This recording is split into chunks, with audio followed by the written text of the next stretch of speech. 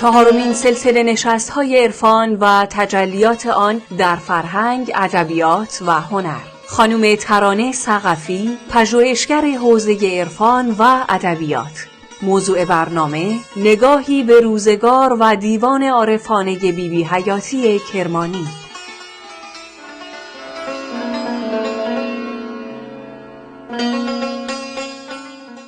ای ذکر توام قفل زبان را مفتاح، وی شکر توام بزم بیان را مصباح. سلام میکنم خدمت مخاطبین گرامی. دقایقی رو که در خدمتتون هستم قصد دارم درباره بانوی عارف و فاضل و شاعری خوش‌ذوق و توانمند صحبت کنم به نام بیبی حیاتی کرمانی. اما قبل از اون اول یک مقدمه بگم درباره زمانه و وقایع الایام زندگی این بانوی بزرگ. ایشون در اواخر قرن 12 به دنیا آمد، یعنی زمانی که حکومت زندیه روی کاره و خاندان قاجار در رأس اون آقا محمد خان در کشاکش برای به دست آوردن قدرته. ایران آبستن حوادث مهمیه در این دوره و بیش از 70 ساله که در ایران اسمی از تصوف برده نشده به دلیل سختگیری فقها و اهل شریعت در دوران صفویه که منجر به مهاجرت عرفا از ایران شده بود. در همین زمان جناب معصوم علی شاه دکنی، اولین شیخ المشایخ سلسله نعمت اللهیه، به امر قطب سلسله جناب شاه علی رضا دکنی که در هندوستان ساکن بودند به ایران عزیمت میکنه برای تجدید حیات سلسله. جناب فیض علی شاه، جناب نور علی شاه، جناب مشتاق علی شاه و بعضی دیگر از بزرگان دست ارادت به ایشون میدن، اما زمانه پرآشوبه و هر کدوم از این بزرگان رو به نحوی آزار میده. مثلا خود جناب معصوم علی شاه توسط آقا محمد علی کرمانشاهی معروف به صوفی کشته میشه. جناب مشتاق به تحریک متشرعین سنگسار میشه و جناب نورعلی شاه که شیخ المشایخ دوم سلسله است بارها تبعید و رانده میشه از شهرهای مختلف، مدام در سفر و نهایتاً در موصل کشته میشه، مسموم میشه و کشته میشه. در این شرایطه که بیبی جان به دنیا میاد در خانواده اهل فضل و دانش در دم کرمان. متاسفانه تاریخ دقیق تولد ایشون رو نداریم، ولی از روی شواهد تاریخی میشه تخمین زد که همون اواخر قرن 12 به دنیا آمدن. پدر بیبی جان میرزا محمد کاظم از خانواده مستوفیان بم بود که اغلب نسل به نسل به کارهای دیوانی اشتغال داشتن. بیبی جان اولین آموزه های دینی رو از پدر میآموزه. پس از ایشون از طریق برادرش جناب میرزا محمد حسین کرمانی رونق علی شاه با آموزه‌های عرفانی آشنا میشه و انس میگیره. جناب رونق علی شاه از بزرگان عرفان و شعرای فاضل کرمان بود. در سلوک همتی والا داشت، دست ارادت به جناب نورعلی شاه داد و از مشایخ ایشون شد. بزرگان بسیاری رو هم بعدها در عمر پربار خودش ارشاد و هدایت کرد. ایشون در سال 1225 یا 30 تاریخ دقیقش مشخص نیست در کرمان وفات پیدا میکنن و در مشتاقیه کرمان در جوار مزار جناب مشتاق علی شاه کرمانی به خاک سپرده میشه. جناب رونق علی شاه صاحب آثاری از جمله غرائب در شرح حال جناب مشتاق علی شاه، رساله مرآت المحققین و 3 جلد از مثنوی جنات الوصال که جناب نورعلی شاه سرودن اون رو آغاز کرده بود. همچنین دیوان اشعاری داره که جا داره یه چند بیتی از اون رو اینجا با هم مرور کنیم. ای با غم تو دلم هماغوش، از دل نشوی مرا فراموش. هرچند که گردی از نظر غیب، منظور دلی به جان هماغوش. ای روی تو شمع دل فروزم، بی رود چراغ دیده خاموش. در زمانه‌ای که حضور زنها به پستوی خانه‌ها محدود میشه و شخصیت و توان اون خانم‌ها در حد فرزندآوری و خدمت به اهل خونه و مردهای خونه تقلیل پیدا میکنه، اگر خیلی میخواستن تو این دوره خانوم‌ها رو پروبال بدن رو مثلا به اصطلاح عزت براشون بذارن، خوندن قرآن و احکام شرعی رو بهشون یاد میدادن و البته تاکیدم میکردن که سوره یوسف رو اصلا نخونن. در این شرایط هست که جناب رونق علی شاه وقتی که استعداد و شور خواهرش رو میبینه، اون رو در آموخته‌های عرفانی خودش شریک میکنه و از این هم فراتر میره. بیبی جان رو با خودش به مجالس عرفانی میبره. در همین مجالسه که بیبی جان با جناب نورعلی شاه آشنا میشه و دست ارادت به ایشون میده. اما کار به اینجا ختم نمیشه. پیوند مرید و مراد آتش عشقی رو در دل این دو بزرگوار شعله‌ور میکنه که سرانجام به وصال ازدواج میانجامه. شواهدی در دیوان جناب نورعلی شاه هست که نشون میده ایشون هم مهر بیبی جان رو به دل داشته. جناب میرزا محمد علی اصفهانی نورعلی شاه در اصفهان به دنیا آمد. پدرش جناب عبدالحسین فیض علی شاه امام جمعه تون و طبس بود، اما در اصفهان ازدواج کرد و همونجا هم ساکن شد. جناب نورعلی شاه در آموختن علوم رایج دینی نبوغ بالایی داشت و مراتب سلوک رو به سرعت طی کرد. بعد همراه پدرش به شیراز رفت برای دیدن جناب معصوم علی شاه دکنی که گفتم از هند به ایران مراجعت کرده بودند. همونجا دست ارادت به ایشون داد و سبب رونق درویشی در شیراز شد. طبعا خاندان زند که اون موقع روی قدرت بود جناب نورعلی شاه رو و گرد آمدن مریدان رو و رونق گرفتن مجالس عرفانی رو ایشون رو تحمل نکرد و ایشون رو از شیراز تبعید کرد. از این به بعد زندگی جناب نورعلی شاه در سفر و تبعید و دوره هم در خفا میگذره. جناب نورعلی شاه چند ویژگی داشتند که همزمانی اونها از ایشون شخصیتی منحصر به فرد میسازه. اول اینکه با علوم شرعی به طور کامل آشنایی داشتن. خب شخصیت و مقامات عرفانیشون هم که بر کسی پوشیده نیست و اینجا هم مجال این رو نداریم که اون رو شرح و بسط بدیم. دومی که به واسطه جذابیت معنوی و ظاهری که داشتند و خوندن اشعار عرفانی در میان عامه تصوف رو از خانقاه به میان مردم آوردن. در عین حال به خصوص در زمان حضورشون در عتبیات جمعی از علما رو هم به خودشون متمایل کردن تا جایی که افرادی مثل عبدالصمد همدانی و سید مهدی بحرالعلوم دست ارادت به ایشون دادن. تصوف در دوران ایشون رونق و گسترش بسیاری پیدا کرد. ایشون رو به حق مجدد تصوف در ایران میدونن بعد از 70 سال فترت. دیگه اینکه ایشون اهل ادب و شعر بود و چندین رساله از جمله رساله منظوم کبرا در منطق، رساله در علم کیمیا، جامع الاسرار، اصول و فروع، منظومه روضة الشهدا، منظومه خطبة البیان، تفسیر منظوم سوره بقره و مثنوی ناتمام جنات الوصال رو به رشته تحریر درآورده بودن. دیوان غزلیاتی هم از ایشون به جا مونده که حالا چند بیتی از اون رو براتون میخونم. از لحاظ ادبی ایشون رو همپای سعدی میدونن. از غزلیات ایشون هست: باز آمدم موسی صفت ظاهر ید بیضا کنم، فرعون و قومش سر به سر مستغرق دریا کنم. باز آمدم همچون خلیل از معجزات دم به دم، نمرودی و نمرود را معدوم و ناپیدا کنم. باز آمدم عیسی صفت گردن زنم دجال را، و از امر مهدی عالمی از یک نفس احیا کنم. زاهد چه میلافی؟ برو کنجی بمیر و دم مزن، ورنه سراسر پرده ها از روی کارت وا کنم. من مظهر حق آمدم، لا قید مطلق آمدم، هر لحظه در دیوان دل دیباچه‌ای انشا کنم. نوران علی نور علی شد در دلم چون منجلی، زان عاشقانه در جهان سر نهان پیدا کنم. در کنار همه این ویژگی ها جناب نورعلی شاه چهره زیبا هم داشتند و از جوانی و جمال برخوردار بودند. درباره ایشون در تذکره ها اومده مردی بود بسیار خوب رو، موی مشکین و دانشمند و نیک خو. با هر کسی چنان رفتار نمودی که به یک مجلس دلش از کف ربودی. از علوم رسمی با بهره وافی و از قواعد شعر و شاعری به طرز صوفیه با نصیبی کافی. و طباع مردم چنان به ملاقاتش مایل بود که نه شرح توان نمود. در هر شهر و اقلیم که می رسید هنگامه می شد. حسن تو هر جا که کوس عشق فرو کوفت، بانگ برآمد که غارت دل و دین است. بله، ولوله‌ای که جناب نورعلی شاه در میان مردم و حتی علما و بزرگان قوم میانداخت برای بدخواهان قابل تحمل نبود.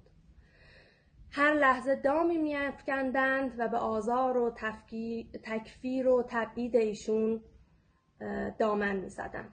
در نهایت زندگی کوتاه اما پربار جناب نورعلی شاه در 1212 به پایان رسید. همونطور که اشاره کردم ایشون رو در موصل مسموم کردند تا به سرا. بیبی جان هم 1 سال بعد احتمالاً در کرمان وفات میکنه، رحمت الله علیها رحمتا واسعه.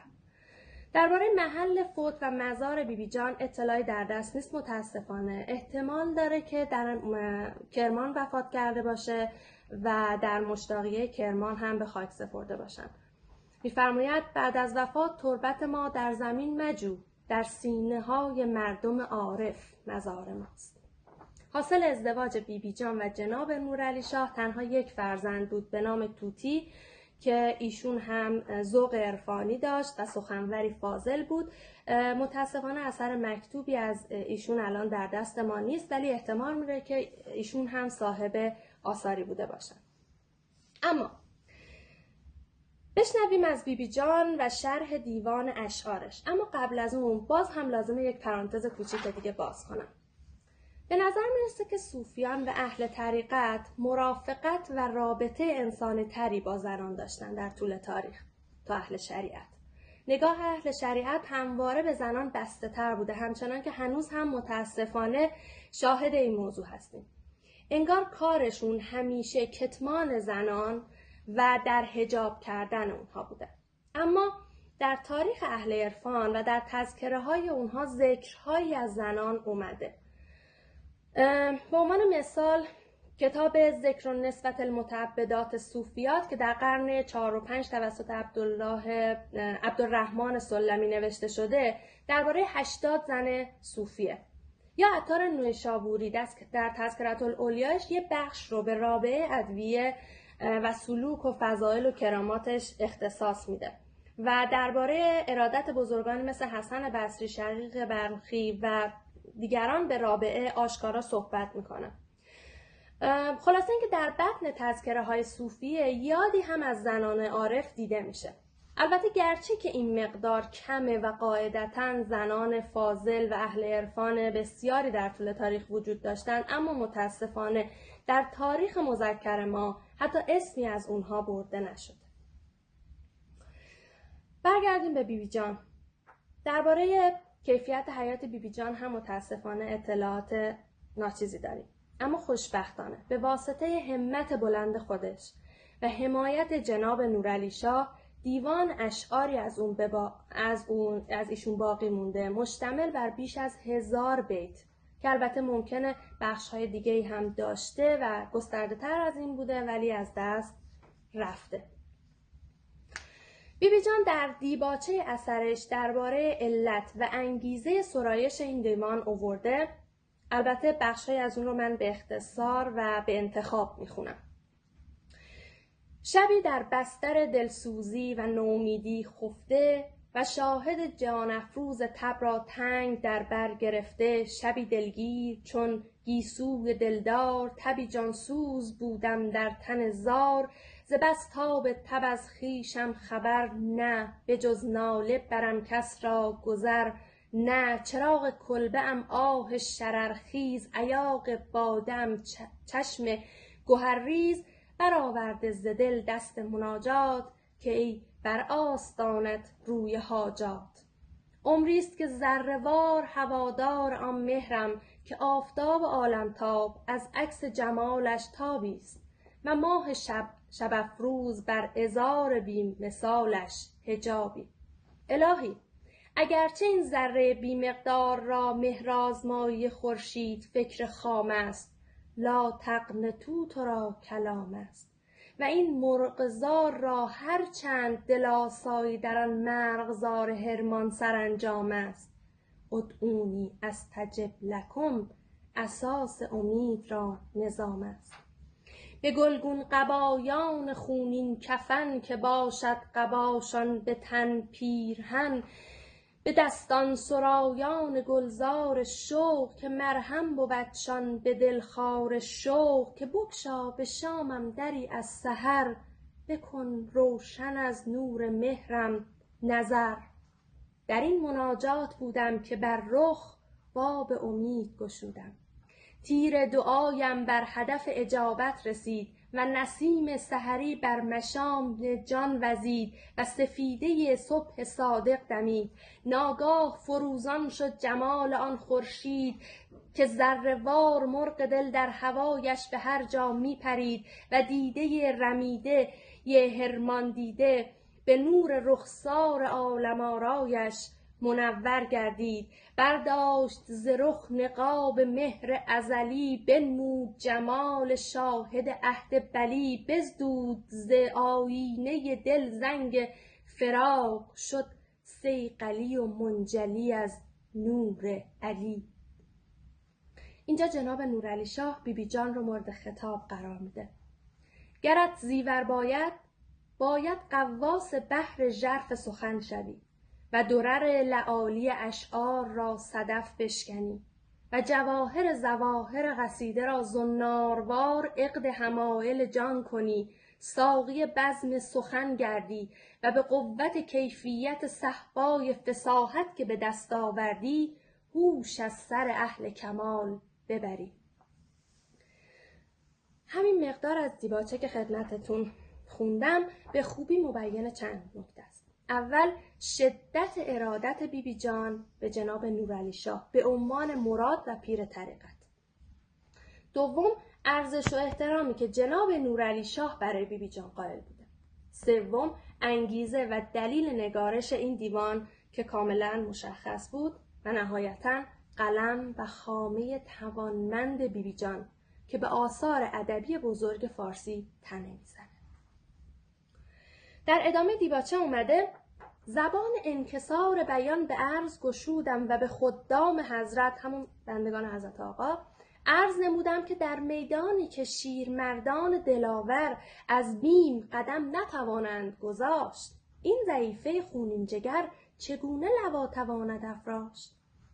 در عرصه‌ای که شیر ژیان پنجه باخته، نیروی فکر دست یلان رنج ساخته، در معرضی که شاه سواران نامدار بر خاک ره فتاده به عجزند و انکسار، در آن هوا که بال ز سیمرغ ریخته، بر فرق افتخار یلان خاک بیخته، از این جگرفگار نزار نحیف زار، باری چه خیزد و چه براید به کارزار؟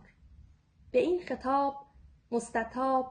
خطاب مستطاب مخاطب شدم که طالب المولا مذکر. زن که باشد طالب المولا، زنش گفتن خطاست. طالب المولا مذکر اندر این دعوی گواست. در این خطاب مذکر و مؤنث در مقامات عرفان سایر عزیزان در شب‌های گذشته به تفصیل سخن گفتن و اینجا هم مجال شرحش نیست.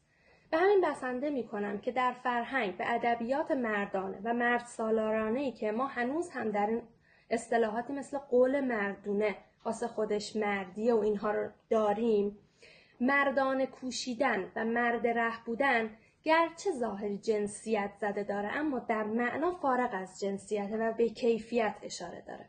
هرچند باب طبع و خوشایند این روزها نیست، اما اگر این اصطلاحات رو در زمانه و به زبان خودش درک کنیم، میبینیم که ورای این حرف هاست و به معنویت و کمال اشاره داره، نه به جنسیت و حال. بگذاریم. بیبی جان ادامه میده: قدم جرأت در میدان نهادم، و دیوانی به اندک زمانی ترتیب دادم. این اندک زمان میتونه به چند چیز اشاره داشته باشه. اول که شاید حاصل کمال ذوق و توانمندی بیبی جان باشه که نشون میده در زمان خیلی کوتاهی تونسته یک همچین دیوانی رو بنویسه و به رشته تحریر در بیاره. شاید نتیجه شدت شوقش در برآوردن امر مولاش باشه. شاید هم دلیل شرایط سختی بوده که جناب نورعلی شاه و به تبع ایشون خانوادهشون رو مجبور به سفرهای پی در پی از این شهر به اون شهر و زندگی سخت و در تبعید و خفایی باشه که برای ایشون ساخته بودن. بیبی جان در اشعارش حیاتی تخلص میکنه. در معنای این تخلص خطاب به جناب نورعلی شاه میگه: ای روی تو مظهر تجلی اله، یک ذره ز پرتوی جمالت خرما، کشتی ز نگاهی و حیاتم دادی، لا حول ولا قوة الا بالله. دیوان حیاتی با دیباچه‌ای زیبا مرکب از نثر و نظم و آراسته به صنایع ادبی آغاز میشه. این دیوان شامل 1000 بیت، قصاید عارفانه، غزلهای عاشقانه، ترکیب بند و ترکیب بند، مخمس و ساقینامه و مثنوی و رباعی از انواع شعر در این دیوان دیده میشه. همگی حکایت از ذوق عرفانی و شوق عاشقانه شاعر داره. شد مبین ز قد رخسارت، شرح طوبی لهم و حسن معاب. چیره دستی شاعر در ادب و ظرافت او در بیت بیت این دیوان هویداست. پیوست تا به حب توام رشته حیات، بر جان زده نهی به هلاک و فنا گره. شاعر با تاریخ و جغرافیا آشناست، هم زینت کعبه حجر را، هم زیور بت به سومناتی. علوم و فنون روز رو میشناسه، به چوگان زلفم دل از دست برد، ز گوی زنخ بر کفم داد سیب. بر موسیقی و اصطلاحات اون احاطه داره. خیز مطرب تا حیاتی از عراق، برگ ره سازد به آهنگ حجاز. با ادوات نجوم و موسیقی تصویر سازی میکنه. آگه هم کن ز گردش دوران، داری از دف چو بر کف استرلاب. ابیاتش از نظر وزن و قافیه محکمه. ای متکین مسند عرفان و شاعری، کافاق پرصداست ز صیت کمالتان. عنقای فکر هرچه زند بال، کی رسد بر کمترین دریچه قصر خیالتان. از لحاظ موسیقی شعر غنی است. شعشعه زد مشعله عشق من، حسن تو را ساخت به عالم سمر. خیال انگیزه. خیل غم چو در سینه صف کشد، به خونخواری ناله ام ز دل یابد منصب علمداری. و آراسته به انواع آرایه‌ها و صنایع ادبی است. از مجموع اشعار بیبی حیاتی برمیاد که به علوم ظاهری و باطنی آشنایی داشته و به مبانی مذهبی و اصول طریقت عارف بوده. استاد وحید دستگردی او رو به حق بزرگترین شاعره قرون اخیر معرفی کردن. بزرگبانوی دیگه‌ای که در قرون اخیر میشناسیم شاعر بزرگی است به نام پروین اعتصامی. اما در قیاس با پروین اشعار بیبی حیاتی زیبنده تره. ضمن که شرایط و روزگار این دو بانو با هم قابل قیاس نیست. پروین 100 سال بعد از حیات بیبی حیاتی به دنیا میاد. در دورانی سربلند میکنه که زنان جایگاه بهتری پیدا کردن و از پستوها بیرون کشیده شدن. دارن قدرت‌ها و توانمندی‌های خودشون رو بروز میدن.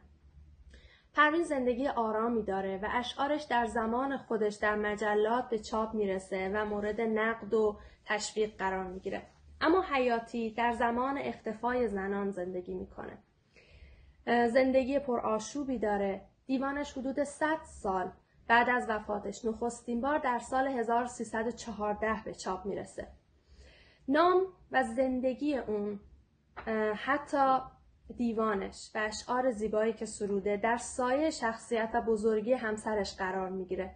در بعضی تذکره ها نامش رو تنها به حرمت اینکه همسر نورعلی شاهه آوردن. در مقالات جدید هم نامی از اون خیلی به ندرت دیده شده. همینجا لازمه یادی کنم از سرکار خانم فاطمه جهانگرد که جهان کرمانی تخلص میکردن.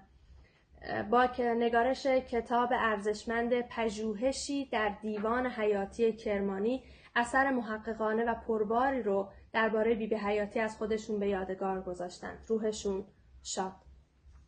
سخنانم رو با غزلی از بیبی حیاتی کرمانی به پایان میرسونم.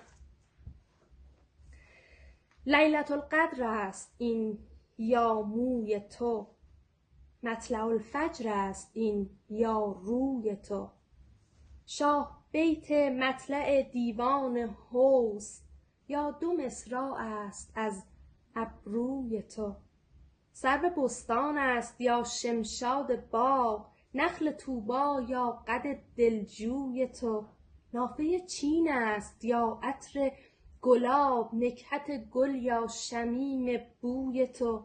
آتش تور است یا سوزنده برق، یا شرار آه من یا خوی تو.